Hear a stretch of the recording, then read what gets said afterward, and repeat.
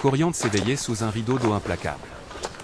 Les gouttes s'abattaient avec une constance presque ritualisée sur les toits de tuiles anciennes, glissaient le long des murs décrépits et se transformaient en rigoles boueuses dans les ruelles de terre battue. L'aube, au lieu d'apporter un renouveau, semblait prolonger la nuit dans une grisaille lourde et menaçante. Camilla serrait contre elle le petit Thomas, son fils, dont le souffle entrecoupé se mêlait au bruit lancinant de la pluie. Le bébé pleurait doucement, mais ses sanglots, rythmés par le martèlement des gouttes, résonnaient comme une plainte fragile qui cherchait à s'accorder au monde. « Ne pleure pas, mon amour » murmura-t-elle d'une voix tremblante, mais obstinée. Ses lèvres se posèrent sur la tempe humide de l'enfant, comme pour sceller une promesse silencieuse. Dehors, le ciel se présentait comme un voile d'acier, impénétrable. Au loin, invisible mais présent dans chaque fibre de l'air, le Paraná grondait, sa rumeur sourde filtrant à travers les fissures de la vieille maison de bois. Camilla resserra le rebozo qui enveloppait Thomas. L'air était si lourd, si saturé d'humidité, qu'il semblait l'écraser de l'intérieur à chaque respiration. Ces pluies ne ressemblent pas à celles des autres années, pensa-t-elle, et l'ombre d'une inquiétude plus ancienne lui traversa l'esprit, les récits de sa grand-mère, qui parlait avec gravité des inondations d'autrefois, celles qui avaient englouti champs, bétail et parfois même des vies entières. Mais au souvenir de cette voix rassurante, une autre phrase remonta, comme un baume fragile, « La Vierge ne nous abandonne jamais dans les jours sombres ». Un éclair fendit soudain le ciel, illuminant la pièce d'une blancheur brutale. Le tonnerre suivit, grondement lointain qui résonna dans ses os. Camilla se crispa, pressant Thomas plus fort contre son cœur. Puis elle entendit un bruit plus inquiétant, un craquement, celui de la boue qui se tord sous l'assaut de l'eau infiltrée. Une mince rigole serpentait déjà sous la porte. Elle inspira profondément. « Je dois nous protéger » se dit-elle, plaquant un linge humide contre la fissure. Ses gestes étaient fébriles, son corps partagé entre la panique et cette détermination viscérale que seules connaissent les mères. Les gouttes s'intensifiaient, frappant comme des doigts impatients contre les tôles. Camilla leva les yeux au ciel invisible et la prière jaillit d'elle sans effort, « Jésus, Vierge Marie, protégez-nous » À mesure qu'elle parlait, son cœur se calmait. Étrangement, Thomas cessa de pleurer, comme s'il reconnaissait dans la voix de sa mère une vérité plus grande que la peur. Son regard se perdit un instant sur les petites flaques qui se formaient au sol, reflets sombres où l'eau se dilatait comme de l'encre vivante. Le jour avançait sans lumière, et le silence du village n'était rompu que par le martèlement incessant de la pluie. Poussée par une inquiétude croissante, Camilla franchit le seuil. L'air glacé fouetta son visage. De là, ses yeux se fixèrent sur le fleuve, il montait, implacable, avalant les berges avec une lenteur sinistre. Un instant, elle pensa courir prévenir les autres. Mais qui l'écouterait si elle-même doutait? Elle rebroussa chemin, s'assit près du berceau improvisé et berça Thomas avec des mots tendres, le regard accroché aux gouttelettes qui glissaient sur les vitres comme des larmes d'un monde en deuil. L'air saturé rendait chaque souffle difficile. Pourtant, dans ce huis clos oppressant, Camilla sentait une présence invisible, douce, qui murmurait « Tu n'es pas seule ». Elle se raccrochait à cette voix intérieure quand un cri lointain fendit le tumulte. Quelqu'un appelait à l'aide. Ce n'était pas un simple hurlement de peur, mais un appel désespéré, chargé d'un courage brut. Le cœur de Camilla se serra. Elle n'hésita pas, serrant son fils, elle se leva, embrassa son front et souffla « Nous irons ensemble ». Quand elle ouvrit la porte, une gifle glaciale la fit frissonner.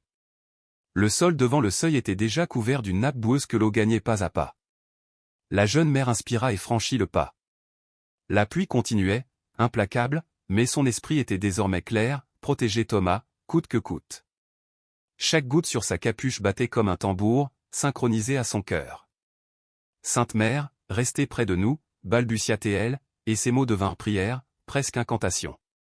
Le vent hurlait, le fleuve rugissait, et dans ce vacarme, la jeune femme avançait, son corps recourbé comme pour contenir l'inondation entière. Elle ne savait pas encore que cette nuit marquerait un avant et un après dans son existence. Mais son instinct le lui soufflait. La pluie ne cessa pas. Toute la nuit, la radio grésilla d'alerte, crue du Paraná. Risque extrême dans les zones rurales. Camilla, enveloppée d'un manteau prêté par Doña Teresa, marchait péniblement dans les rues transformées en marécages. Thomas dormait contre sa poitrine, enseveli sous des couches de tissus improvisés. Le village semblait avoir disparu. Plus de moteurs, plus de voix. Même les chiens, d'ordinaire si bruyants, s'étaient tus. Les maisons barricadées donnaient l'impression d'un lieu déserté. Seul le martèlement obstiné de la pluie rappelait que le temps avançait encore. Devant la paroisse, Camilla s'arrêta. Une croix penchée, les bras mangés par la boue, se dressait toujours, et le panneau « Vierge Deitati », guide de ce peuple, pendait de travers. À l'intérieur, une veilleuse tremblotait. Elle entra. Le parfum de cire et de fleurs fanées l'accueillit. Devant l'autel, la statue de la Vierge, au regard doux, ouvrait les bras. Camilla tomba à genoux. « Je ne sais plus quoi faire », murmura-t-elle. Le fleuve monte, ma maison s'effondre, Thomas a besoin d'un abri sûr. Où sont les autres? Pourquoi personne n'agit? Ses yeux brûlaient de larmes. Étaient-ce de la colère, de l'abandon, ou le désir ardent d'être entendu? Un bruit la fit se retourner. C'était Doña Teresa, trempée, portant un sac de pain dur. « Ah, Camilla, je croyais que tu avais rejoint ta tante en ville. »« Impossible, la route est coupée. »« Et vous ?»« Comme tout le monde, j'attends, » répondit la vieille femme d'une voix résignée. Le fleuve recouvre déjà les chemins. Il ne reste qu'à prier. Tu sais, il y a 10 ans, c'était pire. Camilla fronça les sourcils. Pire? Doña Teresa hocha la tête. Oui. J'ai vu des maisons disparaître. Mais aussi des choses que je n'explique pas. Certains ont juré avoir vu la Vierge marcher sur les berges, portant des enfants dans ses bras. D'autres disent que son manteau bleu recouvrait les toits pour les protéger. Moi, j'y crois. Les paroles résonnèrent en Camilla comme une cloche intérieure. Elle fixa de nouveau la statue. Et si elle revenait? La vieille femme haussa les épaules. Elle revient parfois, mais pas toujours comme on l'attend. La pluie redoubla. Camilla se redressa. Je dois rentrer. Je dois préparer quelque chose si ça empire. Doña Teresa lui tendit le pain. Prends-le. Même dur, il nourrit. Camilla le serra contre elle. Merci. Puis elle repartit, les rues lourdes de silence. De retour chez elle, elle découvrit le poulailler vide. Les planches du plancher cédaient déjà par endroits, et le grondement du fleuve se rapprochait. Elle s'assit, Thomas dans ses bras. J'ai peur, mon fils, souffla-t-elle. Mais nous tiendrons. Elle ouvrit son sac, quelques vêtements, un album de photos, une couverture, et au fond, le chapelet de sa grand-mère, usé, en bois rugueux. Elle le serra fort. Si tu es là, Sainte Vierge, aide-moi à le protéger. Le silence qui suivit n'était pas vide. Il avait la densité d'une attente sacrée. À l'aube, un grondement la tira du sommeil. Le Paraná avait franchi les limites. Sa rue n'était plus qu'un canal boueux. Les maisons se noyaient une à une. Les cris résonnaient, les familles couraient, mais il n'y avait ni lumière, ni secours, ni promesse de salut. Camilla ramassa Thomas, une petite sacoche, le chapelet, un peu de lait. La maison craquait. Elle sortit. L'eau glacée lui mordait déjà les jambes. Chaque pas était une lutte contre la force invisible du fleuve. Mais le regard de son fils l'ancrait. Elle se dirigea vers l'école, seul bâtiment à 2 étages. Sur le chemin, elle croisa Don Ricardo, qui aidait une femme à grimper sur un radeau de fortune. La escuela, cria-t-elle. Il hocha la tête et continua. Camilla, elle, avançait, les muscles en feu, la peur en gorge. Une branche heurtée par le courant faillit la renverser, mais elle tint bon. Arrivée aux escaliers de l'école, elle grimpa en s'agrippant des mains. À l'intérieur, des voisins l'attendaient. Doña Teresa l'accueillit avec un soupir de soulagement. Dieu merci. On craignait pour toi. Trempée, glacée, Camilla n'avait plus de mots.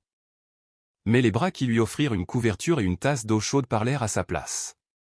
La communauté blessée respirait encore solidarité. Thomas, au contact de la chaleur, s'apaisa. Ses petits doigts agrippèrent le cou de sa mère, et Camilla, les yeux fermés, pleura en silence. Je te le promets, mon fils, le fleuve ne nous emportera pas. Les heures passèrent, lourdes, rythmées par le rugissement du fleuve. Les rumeurs remplaçaient les nouvelles. Certains disaient que l'armée viendrait, d'autres que tout était perdu. Quand l'aurore grise succéda à la nuit, Camilla comprit une chose, l'attente ne suffisait pas dehors, des vies restaient en suspens. Elle serra le chapelet, embrassa Thomas et dit doucement, « Tant qu'il y aura un souffle en moi, je marcherai. Tant qu'il y aura une étincelle de lumière, je croirai. » Et tandis que le Parana engloutissait leur monde, une autre force naissait en elle, la certitude que même dans la nuit la plus profonde, la foi pouvait ouvrir un passage. Dehors, le grondement de l'eau ne cessait pas. C'était un fleuve en furie, une bête vivante qui murmurait d'une voix sourde et couvrait tout de son poids. À l'intérieur de l'école transformée en refuge, l'air sentait la moisissure, le bois détrempé, les vêtements humides. Les murs commençaient à se couvrir de taches sombres, comme des cicatrices d'humidité. La plupart des familles s'étaient installées au 2e étage, entassées dans les salles de classe. Des enfants pleuraient à intervalles, d'autres s'endormaient d'épuisement, et les adultes échangeaient des regards lourds de fatigue et de résignation. Camilla descendit l'escalier prudemment. Elle avait besoin de respirer, même si ce n'était qu'un air saturé d'humidité et de désespoir. À l'entrée, une vitre brisée laissait passer une brise glaciale qui lui mordit la peau. Elle s'approcha et jeta un coup d'œil. Le monde avait disparu sous une mer trouble, les rues n'existaient plus, englouties. Seuls émergeaient les toits des maisons les plus basses et quelques arbres battus par le courant. « Jusqu'à quand » murmura-t-elle en silence. L'isolement était total. Plus de nouvelles, plus de bateaux de secours, plus de promesses de l'État. Le temps s'étirait, cruel, et les vivres commençaient à manquer. Ce qui avait été partagé généreusement les premiers jours s'était déjà épuisé. Camilla n'avait rien avalé de solide depuis près de 24 heures. Mais elle ne se plaignait pas, son seul souci était Thomas. Le bébé dormait plus qu'à l'habitude, sa fièvre restait stable, mais son visage pâle inquiétait sa mère.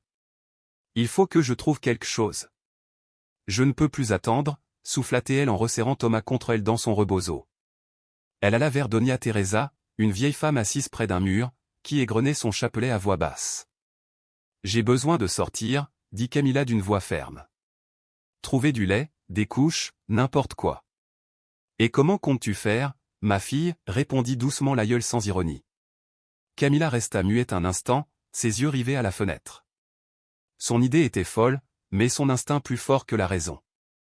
Peut-être y avait-il encore des maisons à moitié épargnées par l'eau.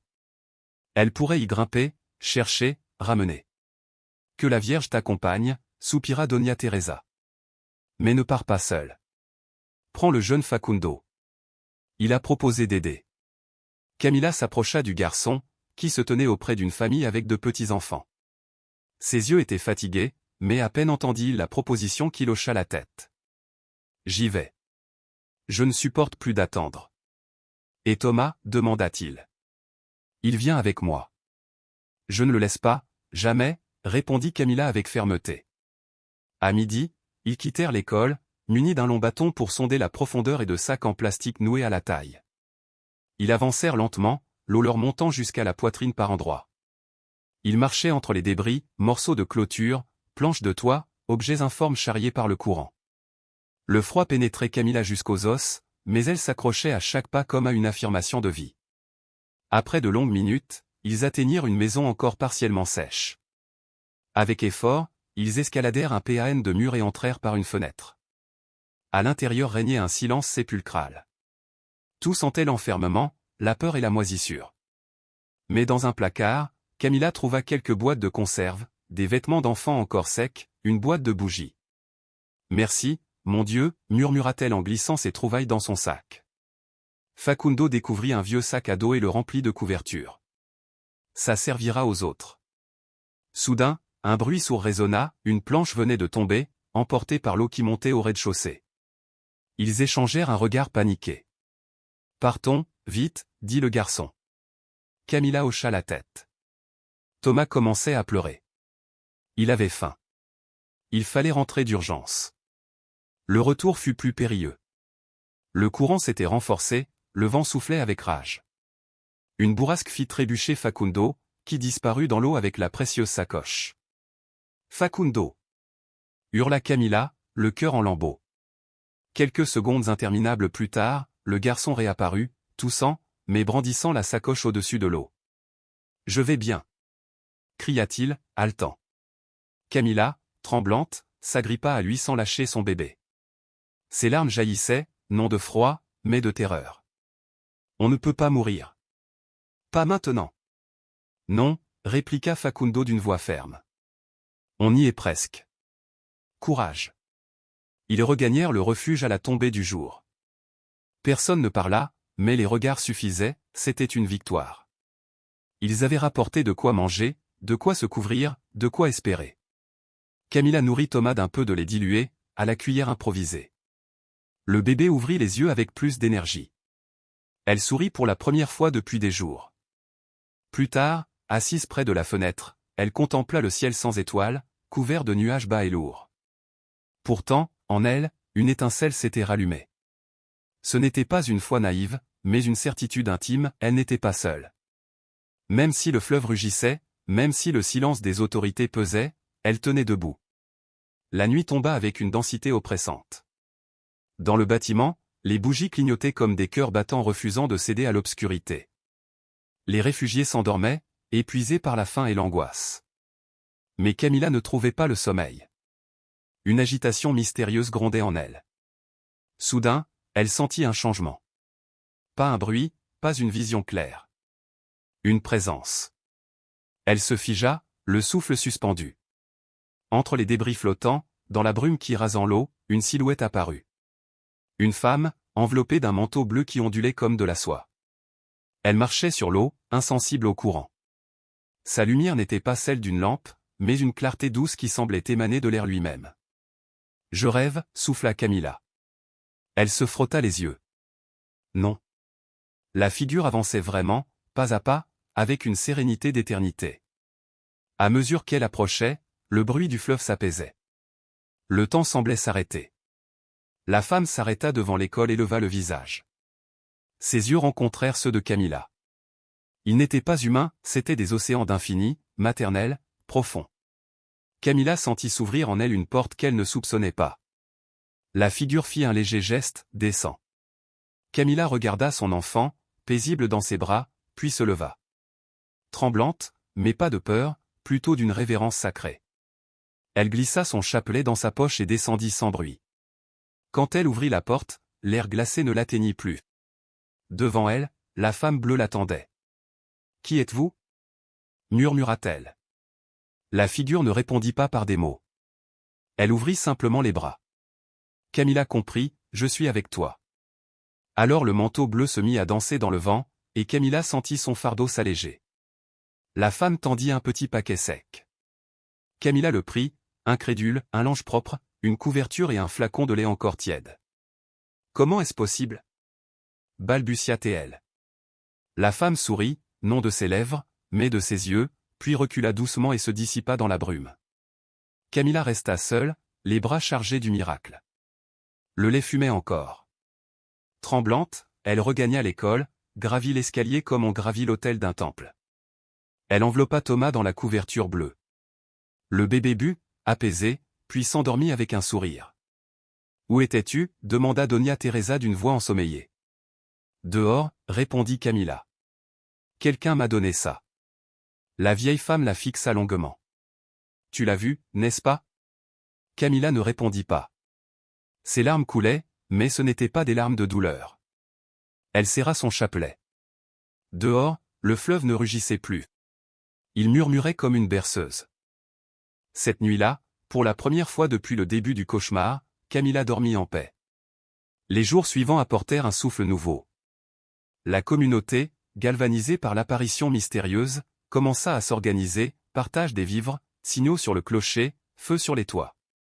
Camilla prit la parole, avec une clarté qu'elle ne se connaissait pas. Elle n'était plus seulement une mère protégeant son fils. Elle devenait le pilier autour duquel renaissait la résistance. Quand enfin, au 3e jour, une barque de pêcheurs apparut, le village en liesse crut voir le salut. Les hommes racontèrent qu'ils avaient été guidés par une étrange lumière bleue qui dansait au-dessus de l'eau. Une lumière qui les avait conduits droit vers l'école.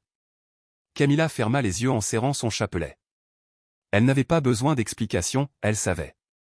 Et cette fois, ce n'était pas seulement une mère qui se levait, mais un peuple entier qui retrouvait le courage de croire, de lutter, de survivre. La femme au manteau bleu. Les frères racontèrent ce qu'ils avaient vécu, et leur voix résonnait encore comme chargée d'un mystère trop grand pour être contenu. « Je ne sais pas comment l'expliquer » disait-il. La nuit était noire, et le courant rugissait comme une bête déchaînée. Nous ne savions par où entrer, chaque passage semblait fermé par l'eau et la peur. Et soudain, elle est apparue. Une lumière bleue, douce, semblable à un fanal suspendu au-dessus des flots. Nous l'avons suivi, sans réfléchir, et cette lumière nous a conduits jusqu'à vous. Le silence s'abattit sur le refuge. Les gens écoutaient, les yeux écarquillés, les respirations retenues. Certains se signaient avec ferveur, d'autres murmuraient des prières précipitées, comme pour s'accrocher à cette présence invisible. Camilla, elle, restait immobile, serrant Thomas contre son cœur. Ses lèvres ne prononcèrent pas un mot, mais son âme brûlait d'une certitude, ce qu'elle avait vu cette nuit-là n'avait rien d'un rêve. La femme au manteau bleu était réelle. Et maintenant, grâce au témoignage des frères, elle comprenait que cette apparition n'avait pas été seulement pour elle. La Vierge avait marché parmi eux, sur ces eaux menaçantes, pour rappeler qu'aucun cœur n'était abandonné. Alors, Doña Teresa, la vieille femme à la voix tremblante, osa formuler une demande inattendue. Élevons un autel ici, dans cette école. Remercions-la. Tous approuvèrent d'un même mouvement, comme si l'idée leur était déjà inscrite dans le cœur. On chercha une table de bois, on l'habilla d'un drap blanc improvisé. On y plaça la petite image plastifiée de la Vierge, sauvée des eaux par Doña Teresa. Camilla déposa à ses côtés son chapelet, et l'on alluma 2 bougies vacillantes. Le lieu changea aussitôt de visage, le refuge n'était plus un simple abri contre la pluie, il devenait sanctuaire. Les voix s'élevèrent, timides d'abord, puis de plus en plus fortes. Prière et chant se mêlaient en une mélodie fragile mais ardente. Camilla, qui jamais n'avait prié à voix haute, sentit ses lèvres s'ouvrir et ses mots se joindre à ceux des autres. Dans ses bras, Thomas ouvrit ses yeux, sourit, comme s'il reconnaissait lui aussi cette paix. Les jours suivants, des barques arrivèrent. Certaines familles furent évacuées vers le village voisin, d'autres choisirent de rester, confiantes que les eaux finiraient par redescendre.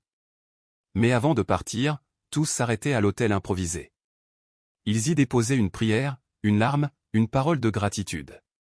La rumeur du miracle se propagea vite. Des journalistes locaux vinrent en barque, désireux d'entendre les récits et de voir l'autel. L'un d'eux s'approcha de Camilla. « C'est vous, n'est-ce pas, qui avez vu la femme au manteau bleu ?» Camilla hésita. Elle n'avait jamais recherché ni gloire, ni titre dans les journaux. Elle n'avait confié son expérience qu'à quelques proches. Pourtant, au fond d'elle, elle savait qu'elle ne pouvait plus garder le silence. Ce qui s'était produit n'était pas seulement pour elle, c'était pour tout un peuple. « Oui », répondit-elle enfin. « Je l'ai vue, et je n'étais pas seule. Elle était avec nous tous. Elle nous a donné force et consolation, puis elle s'est effacée dans les eaux. » Le journaliste, ému, murmura. « Vous dites que c'était la Vierge Deitati. » Camilla serra son chapelet dans sa paume. « Ce n'est pas à moi de le dire. Chacun sait, dans son cœur, qui elle était. » Le soir même, les premiers pèlerins arrivèrent. Certains en canoë, d'autres à pied depuis les villages voisins. Ils portaient des fleurs, des icônes, des chants. Tous voulaient voir l'endroit béni par l'apparition. Camilla se sentit d'abord envahie, dépassée par ses regards brûlants d'attente. Mais bientôt elle comprit que ce n'était pas un fardeau, c'était un appel. Son témoignage, si simple, était devenu espérance pour beaucoup. Une vieille pèlerine lui saisit les mains. « Merci, ma fille. Si tu n'avais pas parlé, nous serions restés sans force. » Camilla pleura en silence. Jamais elle n'aurait imaginé que son récit puisse porter un tel poids. Peu de temps après, près de l'école, on construisit une petite chapelle flottante, faite de planches récupérées et peintes en blanc et bleu. On y plaça l'image de la Vierge Deitati, le chapelet de Camilla et la couverture bleue qui avait protégé Thomas. Chaque soir, des bougies illuminaient cette chapelle, et chaque jour de nouveaux visages venaient y prier. Camilla comprit alors que le véritable miracle n'était pas seulement d'avoir survécu. Le vrai miracle, c'était cette foi qui, au milieu des eaux et des ruines, avait ressuscité une communauté entière. Un soir, au milieu des chants mariales, elle murmura à Thomas. « N'oublie jamais, mon fils. Quand le fleuve a voulu nous emporter, elle nous a tenus. Mais pas seule. Elle l'a fait à travers chaque main tendue, chaque voix qui nous a soutenus. C'est cela aussi, un miracle. » L'enfant, encore tout petit, leva vers elle ses yeux brillants. Camilla sourit, certaine qu'un jour, il connaîtrait toute l'histoire. Les semaines passèrent, et l'eau commença enfin à refluer. Les champs n'étaient plus que boue épaisse, les routes éventrées, les maisons englouties. Celle de Camilla n'existait plus. Pourtant, la communauté respirait toujours. La Vierge n'était plus seulement un souvenir, elle était devenue mémoire vivante. Au centre d'évacuation du village voisin, médecins, volontaires et prêtres s'activaient sans relâche. Camilla y arriva un matin, Thomas dans les bras, simplement à la recherche d'un abri. Mais bientôt, elle cessa d'être une réfugiée parmi d'autres. Un jour, dans la file pour recevoir de la nourriture, elle entendit les pleurs d'une jeune mère, seule avec 2 enfants. Camilla, par instinct, lui tendit un morceau de ses provisions. « Ne crains rien, je vais t'aider. » La femme, bouleversée, lui demanda. « Mais pourquoi? Toi aussi, tu manques de tout. » Camilla répondit en souriant. « Parce que quelqu'un m'a soutenu quand j'en avais le plus besoin. Maintenant, c'est à mon tour. » Ce simple geste ouvrit une brèche nouvelle. D'autres mères vinrent vers elle. Elle montrait comment improviser des langes avec des tissus, chauffer l'eau en sécurité, apaiser une fièvre sans médicaments. Elle n'avait ni diplôme ni titre, seulement son expérience et un cœur prêt à servir. Peu à peu, on l'appelait de partout. « Camilla, peux-tu veiller sur mon fils? Camilla, comment calmer la toux? Camilla, apprends-moi à nouer ton rebozo pour porter mon bébé. » Toujours, elle répondait avec patience et tendresse. Doña Teresa, qui l'observait, lui dit un jour. « Tu n'es pas seulement la mère de Thomas. Tu es en train de devenir la mère de beaucoup. » Camilla sentit son cœur s'emplir d'une émotion nouvelle. Le chemin de peur et de solitude se transformait en un chemin de force et de communauté. Avec l'aide des frères Juan et Pedro, elle lança un petit groupe qu'on appela la Red de Madre del Rio. Pas de bureau, pas de ressources, seulement un coin du centre d'évacuation où les femmes se retrouvaient. Elles y partageaient leurs peines et leurs rires, leurs prières et leurs espoirs. Un jour, une journaliste revint. En voyant Camilla entourée de ses mères, elle demanda. « Êtes-vous bien celle qui a vu la Vierge? » Camilla hocha la tête. « Oui, mais l'important n'est plus ce que j'ai vu. Ce qui compte, c'est ce qu'elle a fait naître en nous toutes. » Et qu'est-ce que c'est? La force. Le courage. La solidarité. Elle nous a montré que la maternité n'est pas solitude, mais union. L'article parut dans un journal régional. Rapidement, des dons affluèrent, vêtements, vivres, médicaments. Le réseau grandit. Des mères venues d'autres villages sinistrés rejoignirent le mouvement, portant leurs histoires et leur désir d'aider. Camilla devenait, sans l'avoir cherché, un repère. Elle n'aimait pas qu'on la nomme « leader », elle se voyait seulement comme une survivante portée par la foi. Mais pour beaucoup, elle était un phare. Les mois passèrent. Thomas grandissait joyeux, sa rieuse innocence éclairant chaque journée grise. Chaque fois que Camilla le regardait, elle revoyait la nuit de l'apparition. « Tu es mon plus grand miracle », lui disait-elle. Avec la Red de Madre, la vie reprenait. Elles organisèrent des cuisines solidaires, des garderies, accompagnèrent des femmes seules dans leurs accouchements.